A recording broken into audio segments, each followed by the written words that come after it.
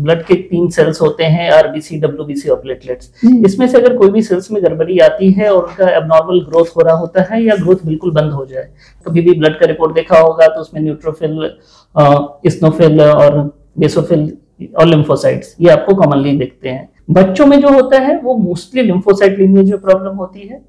उस कंडीशन में उनका सेल ग्रोथ बहुत तेजी में होता है और उसको एक्यूट लिम्फोब्लास्टिक ल्यूकेमिया या एएलएल हम कहते हैं, जो बच्चों में ये बीमारी होती है। मेनली जो होता है हीमोग्लोबिन कम होने की वजह से थकान महसूस होती है, प्लेटलेट कम होने की वजह से शरीर में कहीं चकत्ते आने या कहीं से भी ब्लीडिंग होने की संभावना हो सकती है, चाहे नाक से या खांसी में ब्लीडिंग हो रहा हो या मल के दौर से कहीं ब्लीडिंग हो रही है, या शरीर में कुछ गिल्टियां आ जाती हैं कि नए गिल्टियां या उभार आपको शरीर में दिख रहे हैं। तो ये मोस्ट कॉमन लक्षण ब्लड कैंसर में, चाहे बच्चे हैं या एडल्ट। इलाज बच्चों में लंबा होता है, कम से कम 2 से 3 साल के बीच इलाज चलता है, बट जनरली अगर पहला 1 महीना जो सबसे क्रिटिकल फेज होता है, ये फेज अगर निकल जाता है तो ठीक होने की संभावना बढ़ जाती है। नमस्कार, लाइव बिहार देख रहे हैं आप, आपके साथ मैं स्नेहा गुप्ता।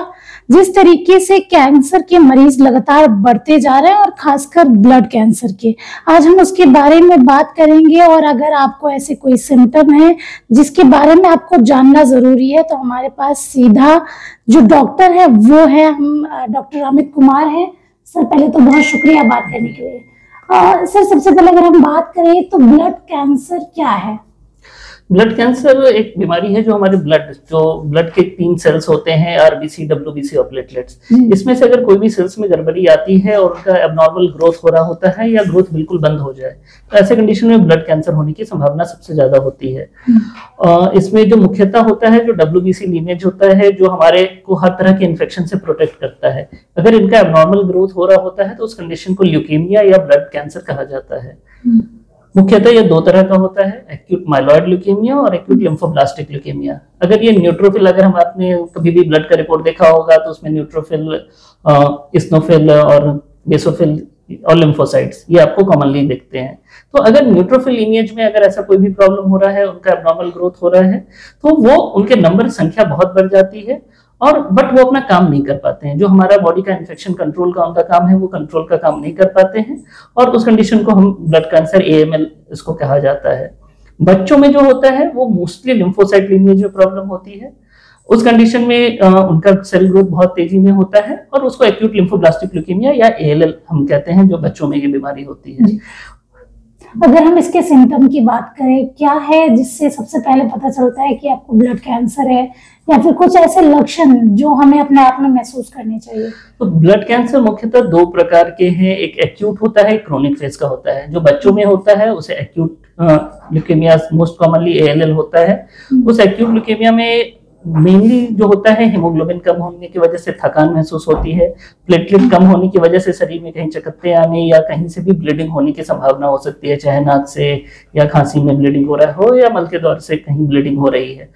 इसके अलावा जो मोस्ट कॉमन है बुखार आना, तो लोग अक्सर बुखार के साथ या वजन कम होने के साथ प्रेजेंट करते हैं। तो ऐसा कोई भी सिम्टम, चाहे थकान हो रहा है या ब्लीडिंग हो रही है या फीवर लंबे समय तक रह रहा है या शरीर में कुछ गिल्टियां आ जाती हैं कि नए गिल्टियां या उभार आपको शरीर में दिख रहे हैं, तो ये मोस्ट कॉमन लक्षण ब्लड कैंसर में, चाहे बच्चे हैं या एडल्ट। एक्यूट केसेस में ये होते हैं। क्रोनिक केस जो होता है वो जनरली अडल्ट्स में होते हैं, बड़े लोगों में होता है।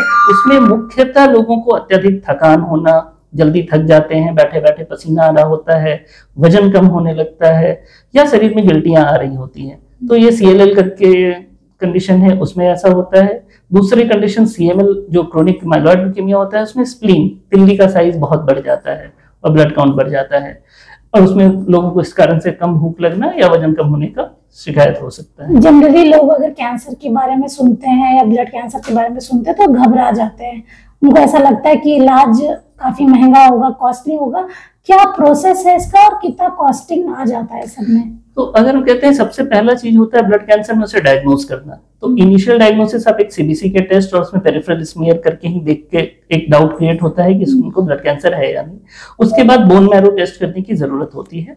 तो जो बोन मैरो टेस्ट होता है थोड़ा कॉस्टली होता है, डेफिनेटली 10 से 15 हजार के बीच का कॉस्ट चला जाता है बोन मैरो करते में, और उसके बाद फ्लो साइटोमेट्री फर्दर 10 हजार के आसपास। तो इनिशियल डायग्नोसिस में हो सकता है आपको 20 से 30 हजार का खर्च जरूर आ सकता है मिनिमम। और एक बार अगर कंफर्म हो जाता है तो जिस प्रकार का बीमारी है, जैसे हमने बताया 2 प्रकार की बीमारी है, एक्यूट ल्यूकेमिया और क्रोनिक, कंडीशंस। तो एक्यूट कंडीशंस जो हमें जो डर लगता है वो एक्यूट ल्यूकेमियाज में ही होता है, जान का खतरा इनमें होता है। बट अगर ये बच्चों में हो रहा है तो उसमें कहा जाता है 80 से 90% बच्चे बिल्कुल ठीक हो सकते हैं अगर सही तरीके से इलाज हो रहा है और उनका पूरा इलाज है। इलाज बच्चों में लंबा होता है, कम से कम 2 से 3 साल के बीच इलाज चलता है। बट जनरली अगर पहला 1 महीना जो सबसे क्रिटिकल फेज होता है, ये फेज अगर निकल जाता है तो ठीक होने की संभावना बढ़ जाती है। सर्वाइवल रेट कितने हैं बच्चों में? अगर कहें तो 2 प्रकार के, जैसे बोला AML और ALL। तो ALL का सर्वाइवल रेट 80 to 90% होता है। सो आज के समय में बहुत सारे ऐसे पहले बच्चे हैं जिनको ये कैंसर हुआ था और वो बिल्कुल ठीक होकर एक नॉर्मल लाइफ भी लीड कर रहे हैं। AML थोड़ा उससे डेंजरस होता है, इसमें सर्वाइवल रेट घट के 60% के आसपास, 50 से 60% होता है। इसमें प्रॉब्लम मेन ये होती है कि अगर आप आज ठीक भी हो गए तो हो सकता है आगे चल के बीमारी फिर से वापस आने की भी संभावना रहती है। एडल्ट में ये बीमारी किसी भी हाल में एक्यूट ल्यूकेमियास अच्छे नहीं होते हैं। इसमें सर्वाइवल घट के 2 से 3 साल या 4 साल, या वो हो सकता है उतना भी ना हो, जैसा रिस्पॉन्स कर रहा है उस प्रकार का होता है।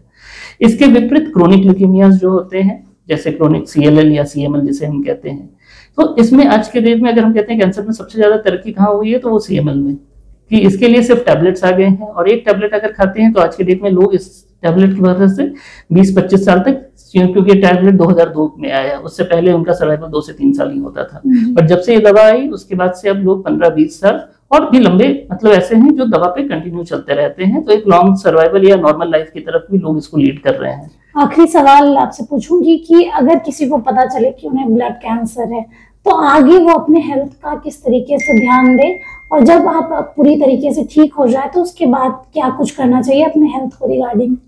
तो बिल्कुल, अगर कोई पेशेंट को ब्लड कैंसर है तो पहला तो है कि आप सही से डायग्नोज करके ट्रीटमेंट पूरा कंप्लीट करें। बीच में इलाज अगर आप छोड़ते हैं तो फिर वो अक्सर उसमें प्रॉब्लम आता है। तो आपको अपने इलाज पे बिल्कुल ध्यान देना होता है, क्योंकि हम कभी कभी देखे हैं कि 100 में से 5 लोग ऐसे भी होते हैं जिनका सारा इलाज हो रहा होता है, वो ठीक हो रहे होते हैं, और जब उन्हें लगता है कि हम ठीक हो रहे हैं तो वो बीच में इलाज छोड़ देते हैं। तो ऐसे को हम ट्रैक करने की कोशिश करते हैं, बट जरूरी नहीं है कि हर पेशेंट हमारे जग में रहे। बट अगर बीच में आप छोड़ रहे हैं तो सबसे ज्यादा मुश्किल हो जाती है, क्योंकि उसके बाद वो रेजिस्टेंट हो जाता है, फिर ठीक होने की संभावना कम हो जाती है। अगर आप ठीक हो गए हैं तो आपको रेगुलर फॉलोअप में रहना होता है। डॉक्टर आपको हर 3 महीने या 4 महीने पे एक बार मिलने के लिए बुलाते हैं।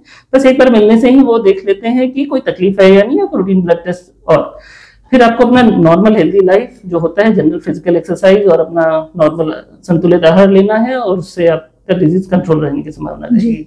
तो देखिए, अगर आपको भी लगता है कि आपको कैंसर है तो आप किस तरीके से आगे का ट्रीटमेंट करवाए, क्या सिम्टम है और क्या कुछ आप अपने हेल्थ के रिगार्डिंग कर सकते हैं, सब कुछ डॉक्टर अमित बता रहे थे। ऐसी तमाम जानकारियों के लिए आप हमारे साथ जुड़े रहे। तब तक के लिए बहुत बहुत धन्यवाद।